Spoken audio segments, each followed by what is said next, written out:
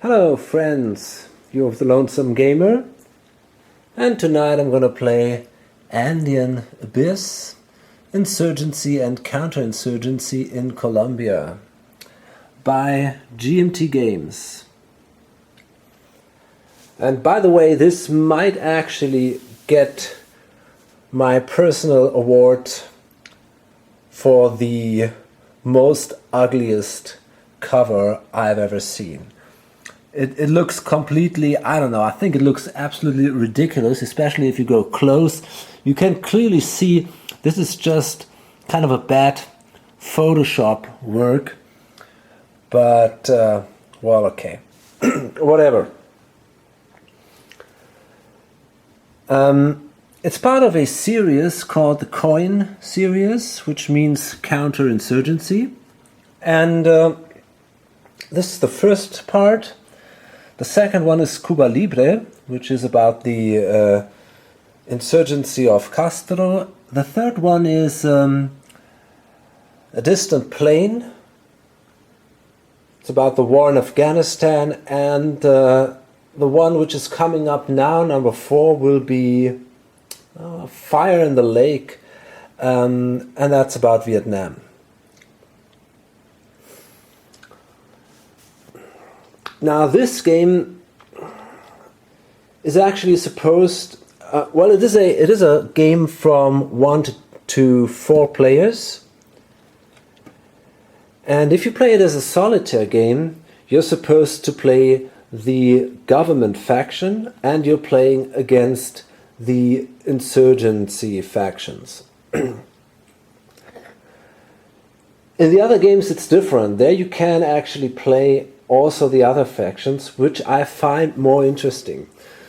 So some fans tried to make now also flowcharts for the government faction, and I'm going to try to do one of these in this playthrough, because there are already, I think, 2 playthroughs out there where you play the government. So I'm going to try it playing one of the insurgency factions and use this government flowchart. Okay, so let's set up the game. Okay, so we're back now. The game is set. And before I'm going to start, I want to just explain shortly what you're seeing here. This is a map of Colombia, and there's a conflict going on, and I think the time span in which the game is actually located, I'm not sure, I gotta check that. Yeah, it is during the 1990s and the early 2000s. I mean, it's still an actual conflict, it's still going on. But as far as I understand it, there are at least negotiations and so on. But okay, I don't know much about this. Basically, during the time when this game is placed, we have 4 factions fighting in this conflict. First faction is the government, which is represented by these blue cubes. The bright blue cubes is the police, and the dark blue cubes is the military. And as you can see here on the map, the government is strong, especially in the cities. These circles here, like, I don't know, Medellin, or here Bogota, or Cucuta. All these are cities, and they are controlled by the government, all of them.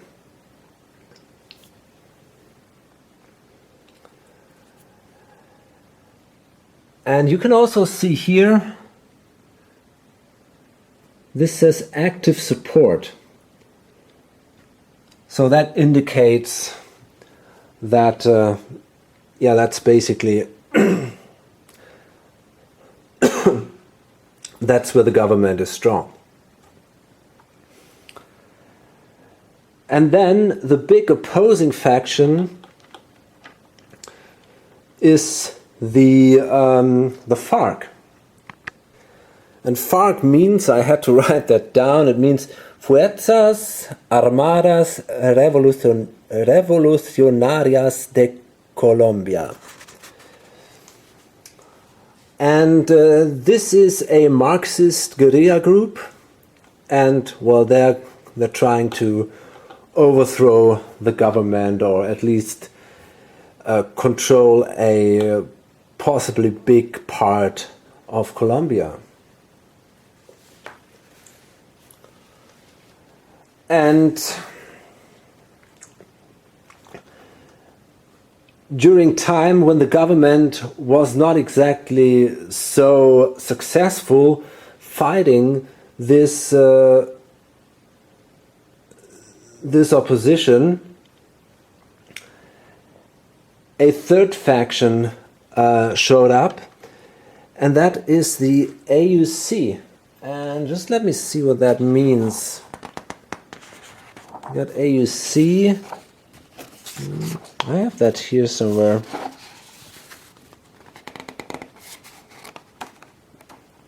The nice logo of the AUC. Okay, so this is their logo, and it says Autodefensas Unidas de Colombia. And as I said, I'm absolutely not an expert of the history of Colombia. I don't know nothing about it. But from what I understand, conservative forces were kind of, well, they were kind of frustrated by the government. They were disappointed by the government that they did not manage to defeat the Marxist opposition. So they kind of thought, okay, the government cannot do this using the options that the law gives them. So let's do our own war. And this is now some paramilitary organization on the conservative side, also trying to fight this Marxist group. But of course they are not tolerated by the government, so there's also a fight going on between these two factions. And to make things a little more complicated, there are the drug cartels, which are represented by these green the Marxists are represented by the red ones. The AUC is represented by the yellow cubes or circles. And the cartels are represented by the green ones. And their interest is basically profit. Okay. And each of this faction has its own victory conditions. So in this stack we have 4 propaganda cards. And it is not completely random. You make 4 stacks of more roughly the same height, and then you shuffle the propaganda cards, one propaganda card in each stack, and then you place them on top of each other. So they're kind of equally in the stack, but yeah, more or less. And every time a propaganda card shows up, we will come to a propaganda phase and a propaganda round. So there are some special things happening, and one of the things that happens is that the victory conditions are checked. And if now one of the non-player factions would fulfill a victory condition, I would lose right away.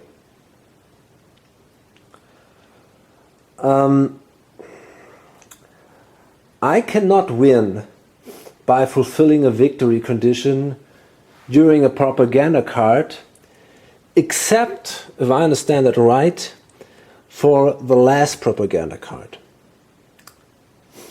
There I have to have the best victory margin. So the point is basically to make it through the deck until the fourth victory condition shows up. Until then, no other faction is allowed to fulfill its victory condition. Even if I fulfill mine, no other one is allowed to fulfill theirs. And then during the last one, I should have the largest victory margin. And I think it is allowed that during the last one also another one might fulfill its victory condition. But during the last one it's necessary that I gotta be the strongest leader here. Okay. And now let's talk a little about the victory conditions.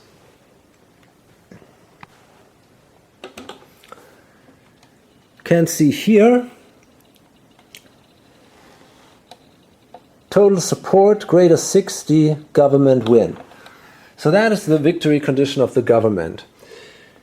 We have here the support indicated by this marker on this track. And the government starts with a support of 50. So what does that mean? We got these support markers here. And we got active support, and on the back side we got passive support. And that only says you take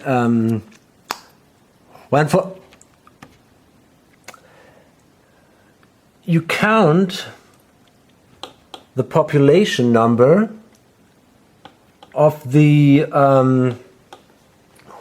departments.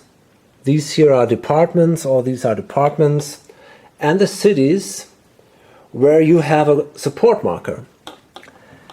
And if you have a passive support marker, you simply count it once, and if you have an active support marker, you can count that number twice.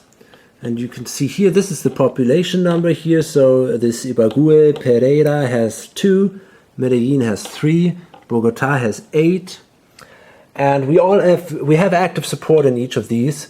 So Bogotá alone, for example, gives us now 16 support. So if we should lose Bogotá, we're really in trouble.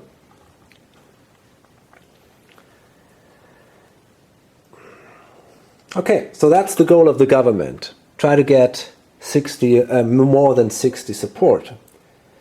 And it's actually pretty similar with the opposition. The Farc, they want also support, or opposition in this case. So, and we have also these red markers here. It's called active opposition twice or 2 times, and passive opposition 1 time. And it's exactly the same thing. They control, right now they control departments, and you simply count the population. And if it's only a passive opposition, you can only count it once. If it's active opposition, you can count that twice. And in addition, the Farc can count their bases. Bases are these circled wooden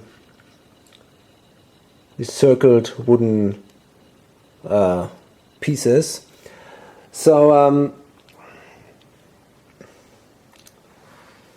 the Farc simply adds the number of their bases to their opposition, and if they come here, so it has to be greater 25, then they can win. For now they have 20.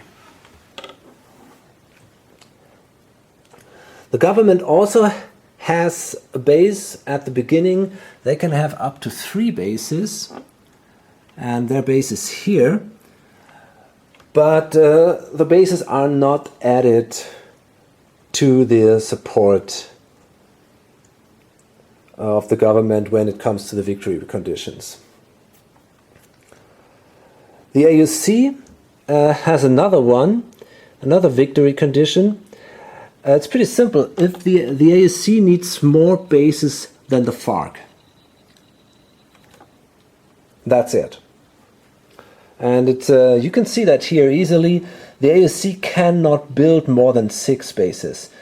So and the Farc can build up to 9 bases.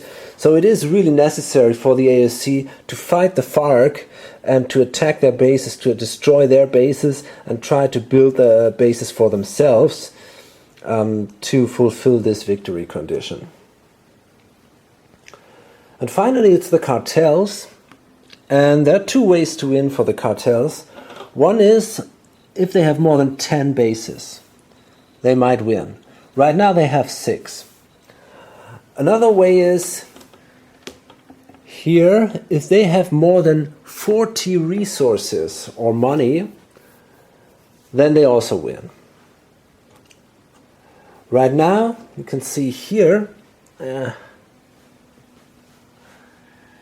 this is where the money is tracked by these markers here.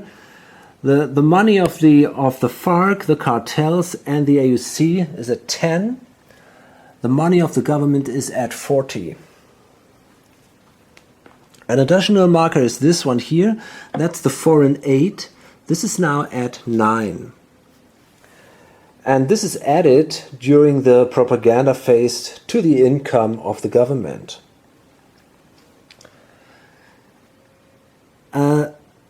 President right now is Samper, and as long as he's president, the government won't get aid during the propaganda phase. Okay,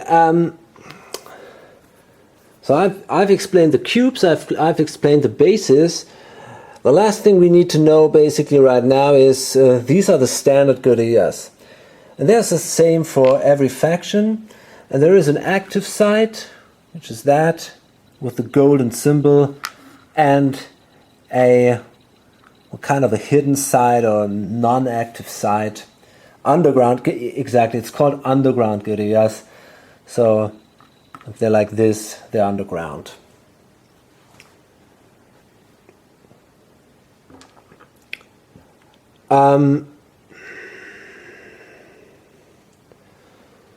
The way these bases and guerrillas are placed at the beginning is determined by the scenario. There is only one scenario that comes with the rules, and you can see that here. That makes it actually simple to do the setup. You can see everything here on the board, which is pretty cool.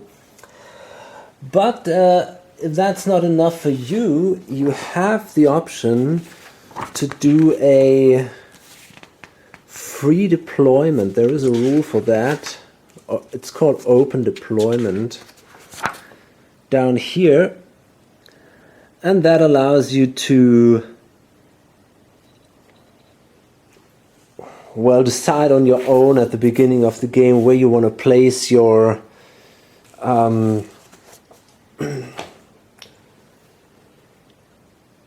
units, and it might be also maybe a guide to place your units in a random way if you want to do that, to have a random starting position. It might be an option. Okay, so I guess that's all we need to know for now. Let's start the game. Well, actually I forgot the most important thing, and that is which faction I'm going to play. And as I said, I want to play one of the rebels, one of the insurgent factions, and not the government this time. I only played with the Farc and with the government until now, so I don't know about the others, and I'm going to roll a die and determine that randomly. It's a little more interesting. So let's say the Farc is 1 and 2, the AOC is 3 and 4, and the Cartels is 5 or 6. Okay, so it's the Farc again. That's not bad, I guess. It's yeah, I think it's a little more, it might be a little easier. I think the AOC is, I don't know, it's hard for me to imagine how to play with them. I haven't done it until now, but I think it's pretty difficult because you don't have many troops, and it's yeah, I don't know. Anyway, so I'm gonna play the Farc.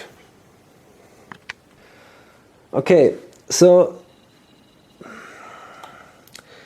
we have these cards here, and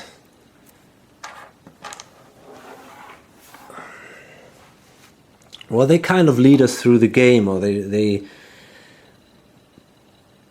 tell us what to do, more or less. So up here we have well, let's say it's a turn order.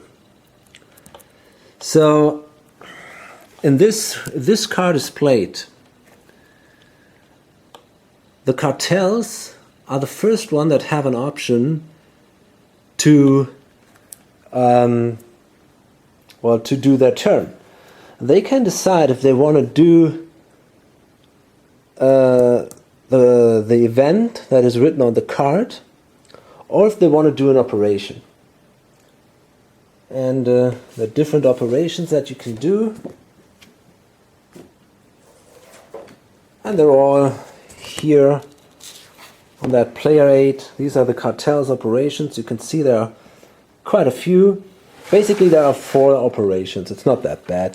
For the insurgent ones there are 4 standard operations. It's rally, march, attack, and terror. And then they got some special activities, and usually in a solitaire game the non-player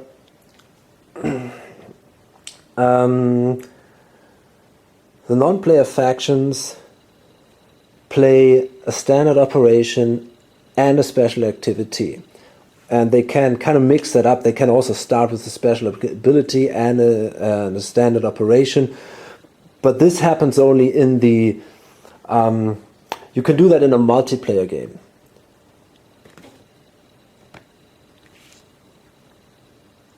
And there are also some other limits in a multiplayer game where you can do limited operations and so different things. It's a little more, it seems a little more complicated, but in this solo game it's always standard operation and then special activities. Might be a little bit confusing right now, but I'm gonna explain that later. You'll see what that means later. Okay, so simply let's start. We got this, we got the Cartels. They go first. And in solitaire game, if the faction that is first here will do the event if it is a no player faction. So this is called Darien, and let's take a look what that means actually. Kind of like to see the historical background because it is actually something I don't know anything about it. So every event has a number here, and this is called 71. So let's see, it says here arms stockpiles from the Salvadoran and Nicaraguan civil wars of the 1980s were a major source of weapons smuggled into Colombia. Central American arms arrived in part via a network of 40 to 50 footpaths through the triple canopied jungle of Panama's Darien province bordering Colombia. The same network served to smuggle drugs into the opposite direction. The Farc reportedly maintained 2 battalion-sized units and a major logistics and support base in Darien, outgunning the Panamanians. Okay. I think it's a little more interesting. I mean, if you just do what that card says, you don't understand anything, because for most of us this conflict is more or less unknown. So maybe it's a little more interesting right now. And the non-player or the non-government players, they will always use this shaded event, while the government uses this brighter upper event here. Okay, so it says border sanctuary. Place 1 or 2 bases in Panama. It is a zero population forest. Sweep does not activate guerrillas there. Okay. So that's what the cartels do, and that's a very strong start for them. Okay, we got this marker here that indicates that this is now a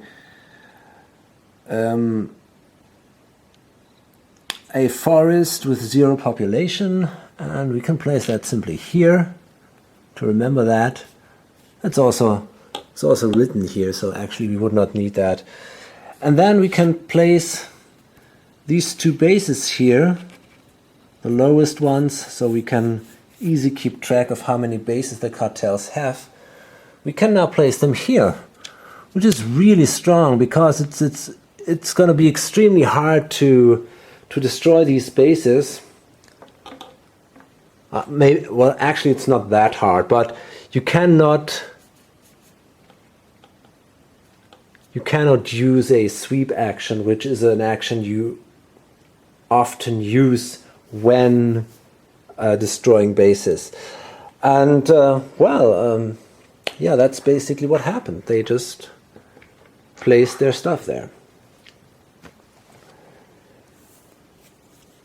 And remember, if they have more than 10 bases, they might win. If the propaganda card comes up, they will win. And they are already at 8, so this is becoming a threat right away. Okay, what we do now is, after they've done their event, we take this marker here from the eligible factions, and then we place it here, and that has first faction event. So the first faction, which were the cartels, they did now this event. And what we do is we place that marker now here.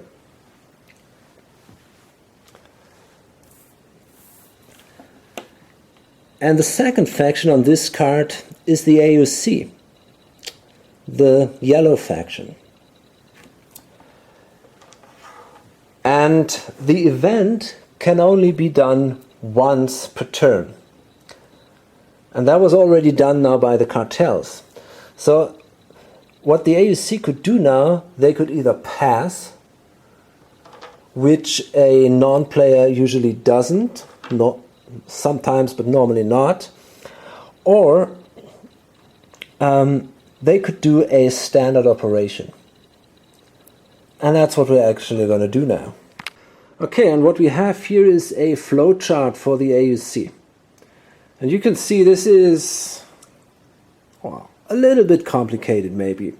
And we have for each non-player faction, we have such a flowchart here. So let's see what the AUC does. We start up here. It says AUC has 6 or more guerrillas available or can place base. And as we can see here, there are lots of guerrillas, but they cannot place a base right now. But they have lots of guerrillas. So the answer is yes, and they're going to rally. They're going to rally in 3 non-opposition spaces, a maximum of 3. So let's see where we start. It says place bases. We go from the top down. Place bases where there are at least 2 AUC guerrillas without shipments. Well, we don't have that. Here, 1, there, 1, 1, 1, 1. So we cannot do that here. And if we want to place a base, then we can see here the rally operation forces us to replace 2 guerrillas with a base, or place 1 guerrilla. But, well, because there are no 2 guerrillas, we cannot do that right now.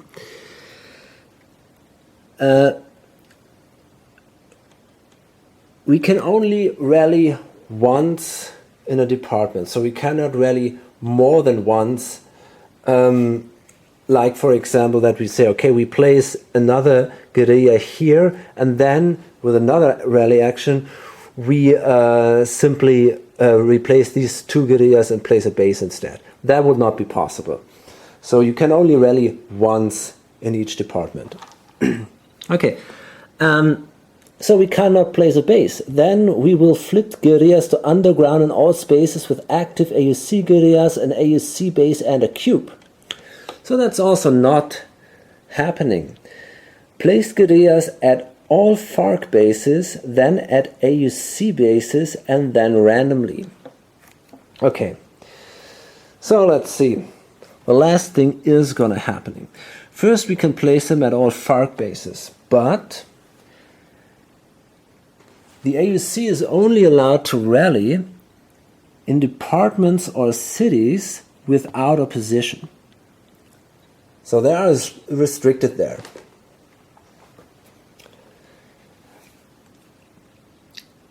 So we need to find a Farc base where there is no opposition. And as you can see here, for example, that's a Farc base. We got opposition, same here, same here. The only way where this is not the case is here, in Huila Tolima. This is neutral and we have a Farc base. So what happens now is we're going to place a guerrilla simply in this department, and we're going to place him underground, and that's simply it. This was my first rally action. We can do 3 rally actions here in 3 non-opposition spaces, maximum of 3. And the second one, let me see, at all Farc bases, then at AUC bases. Okay, so the next one will be here at the AUC base. And it says, if there is a base, instead either place guerrillas up to population plus bases. So, usually if you rally, you can only place 1 guerrilla in a department or a city. But if you have a base there, you can place a higher number. You can place the number of the population plus the number of your bases. So in this case, we can place 3 guerrillas here in Antioquia Boulevard, and they're all going to be underground, of course. So here we are with, oh come on, with 4 guerrillas. So that was my second action, and just to remember that, I'm gonna place these white meeples in these departments just to keep track of where I did my actions, my rally actions. Okay, and then finally it says then randomly, because we don't have another AUC base and we don't have another Farc base where we could place our guys. The third one will be placed randomly. And there is a special way here to determine random locations. Well, basically, there are just a few. You can do it in a classical way. Just say, okay, this is number 1 and 2, this is number 3 and 4, and that is number 5 and 6, and we roll a die. But because we have here lots and lots of provinces where it might be possible to do that, we have this random city or department chart here. So what we're going to do is we're going to roll these 3 dice. Okay, well that is a 6, a 6, and a 6. And let's start here with the yellow die. You can see that here, a yellow one. It's down here, it's a 6. And then we see the red one up here, so that we cross-reference this. That brings us here to this part, and then we have here the green one, that is also a 6. So in this case it would be the department Choco. Or Panama. So first it would be Panama, because Panama is now in the game, and second it would be Shoko. That's a special thing. If you have a foreign country written here, there are only two options. Could be Ecuador or Panama. They can be kind of activated. But in this case, it would be indeed Panama. So there is no opposition in Panama. We have 0 populations there. So let's see if we can place our guys in Panama.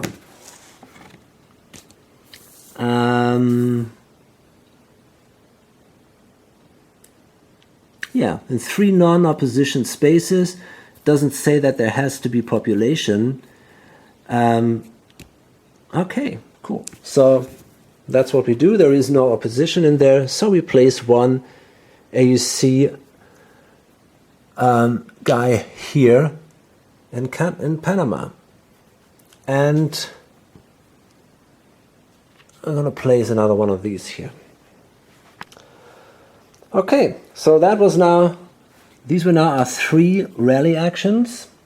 So we will not go on, and we have to pay for that. Each operation for the insurgency factions costs 1 resource. So we have to pay 3 resources, exactly. For the government, it usually costs 3 resources per action. So the government has to pay much more, and that's why they start with much more money.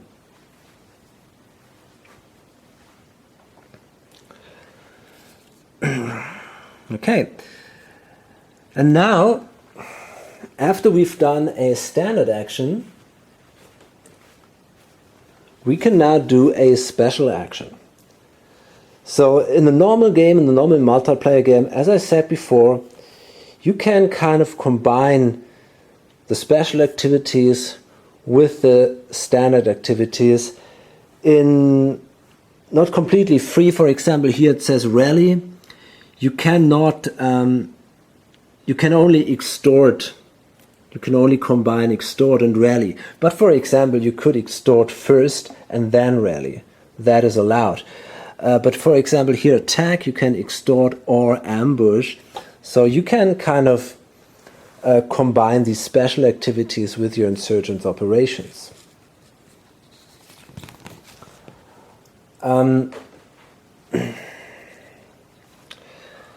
So here what we're going to do is, after rallying, it says here then extort.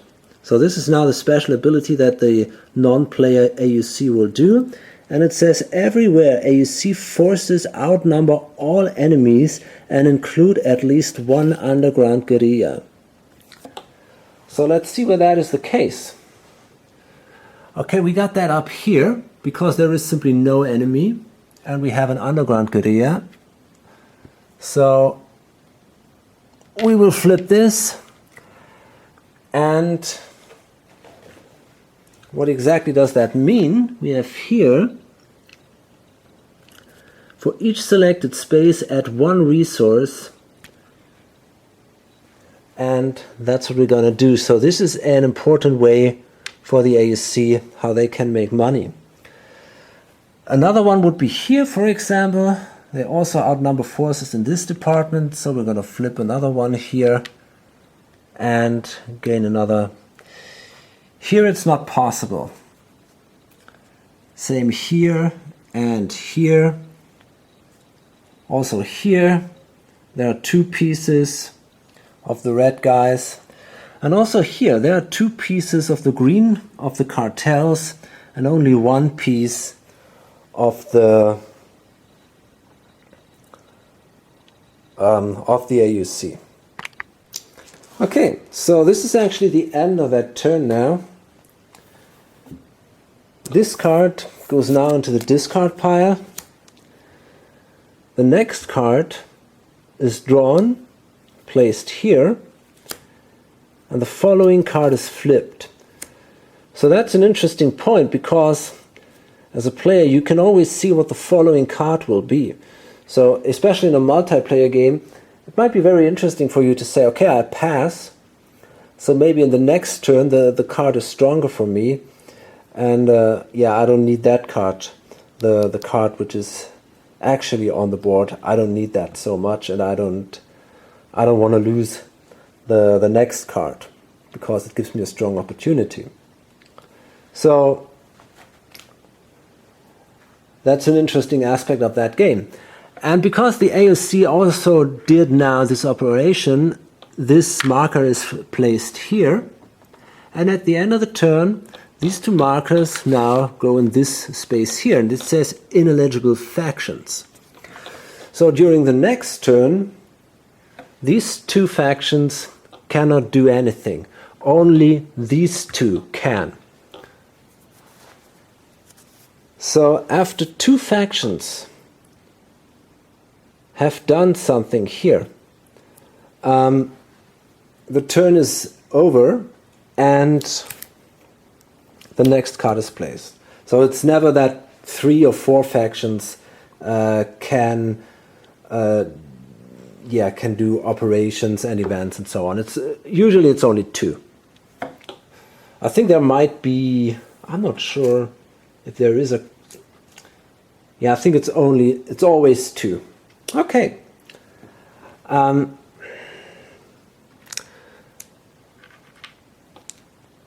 So because it's all a little complex, I just want to shortly resume what we've seen right now. We've seen actually the first possible operation of the insurgent, which is rally, and that's the way how they get their pieces into play.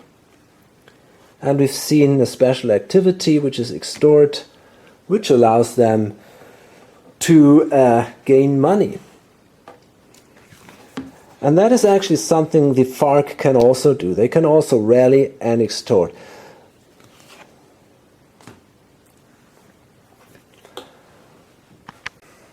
Okay, now it's me, because here, as you can see, the next turn order the Farc goes first.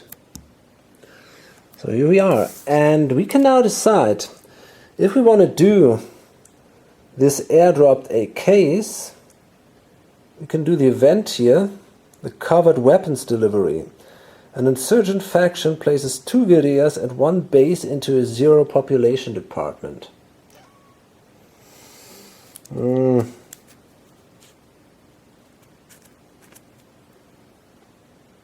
don't think that this is that great. The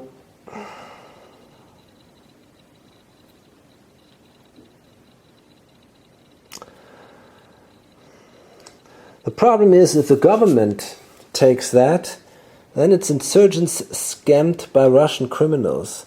Drop an insurgent faction's resources by -5. So that's pretty bad because we only have resources of 10.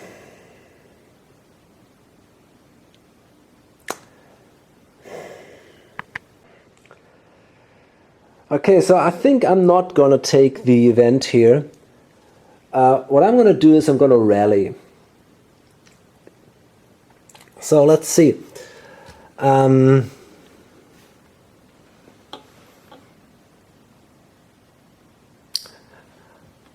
Okay, so let's say here and here.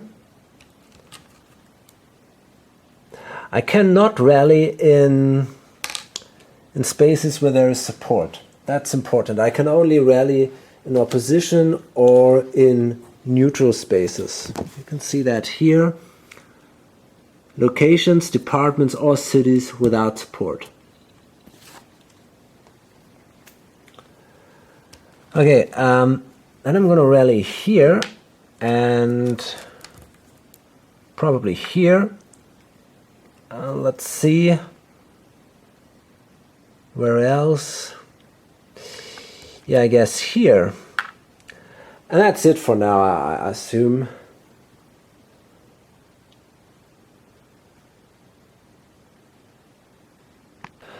Well, and actually I think I'm also gonna rally up here in Cesar.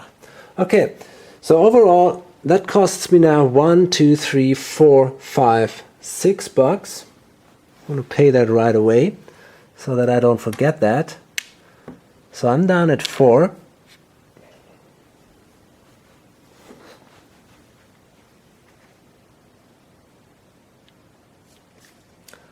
And well, let's do the rally actions now. Here in Cesar, I can place 1 guerrilla. Here, Arauca, Casanare, because I got a base here, I can place the number of population plus the number of bases.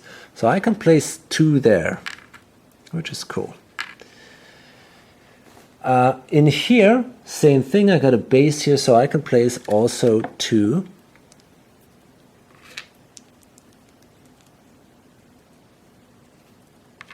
Okay. Let's see, what else do we have? Here, Guaviare, same thing, can place 2 there. Oh, actually we didn't do that. Let's do it here. We don't have a base here, so we can only place 1 here. In Choco Cordoba, we have a base, so again we can place 2. Okay, and then finally we got here Huila Tolima. There we also have a base and we got a population of 2, so we can actually place 3 guerrillas there. Okay, so that wasn't so bad. Okay, here we are, and you can see there are already lots of red pieces on the board. Okay, what happens then? Well, let me see. I can now do an extort action here, and I'm going to do that. This is what I'm going to do to gain money. And it's the same thing as what the AUC did before. I can do that on every department or city where I outnumber the enemy forces.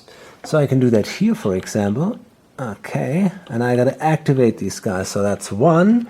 Do it here, 2, 3, 4. That's a 5 here. Yeah, that's also 6. Here it's not possible. 7, 8. Okay. Pretty cool. That gives us $8. So now we are at 12.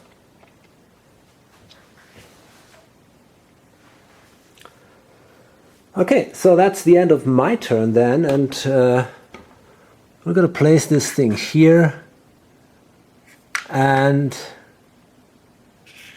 we did now an operation.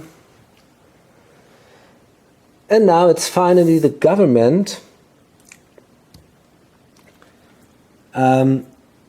Usually now the cartels would be second, but because the cartels are ineligible because they played before in the last turn, so did the AUC. They cannot play in this turn, so it's now the government, and they're gonna use these. Card here, airdropped AKs. So we got this one here, airdropped AKs, a creative arms for drugs deal brokered by Russian mafia in 2000 included Russian planes parachuting as many as 30,000 automatic rifles to the Farc in eastern Colombia. But now, as the government plays this event, it says insurgents scammed by Russian criminals.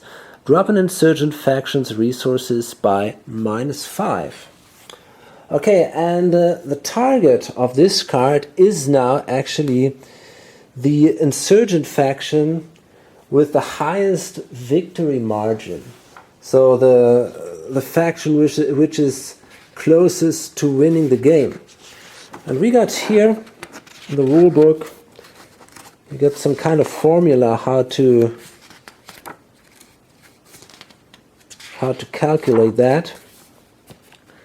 And the Farc would be total opposition plus Farc basis minus 25. So I got 20, as you can see here up there. So that means I'm at minus 5. The AUC is AUC basis minus Farc basis. So that would be 1 minus 6. So that would be also minus 5. The cartels take the lower of the following: cartels basis minus 10. And that would actually be a minus 2, because they got 8 minus 10, so that brings them to minus 2. So they are definitely closest to victory, so that that card goes against the cartels. So we will now subtract 5 from the cartel's resources, so they are down at 5.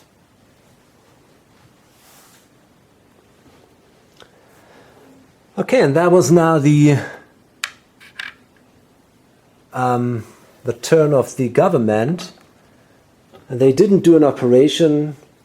They did the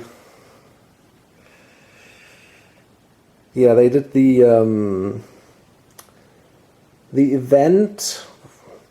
I'm not sure if it was really the best for the government, but that is the point with these AI rules. I guess I would have taken the operation and tried to bring some troops into the game, but okay, I mean, that's how the game works. So, and what we do now is we now place these two pieces here. They go now to the eligible factions, while these two go to the ineligible factions. So during the next turn, the AUC and the cartels can do their actions.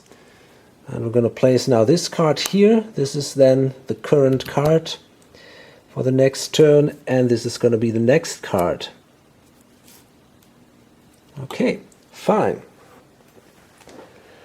So I guess I'm going to stop here. I know it's a little complicated, and I hope it wasn't too confusing what I did here. I think when I go on playing, you might get a better feel for what I'm doing here and how things are working. This is not an easy game, especially at the beginning. It's pretty hard to get into this. All these different actions that you can do, and all these non-player flow charts, they are definitely not easy to digest, but I think it's worth it, and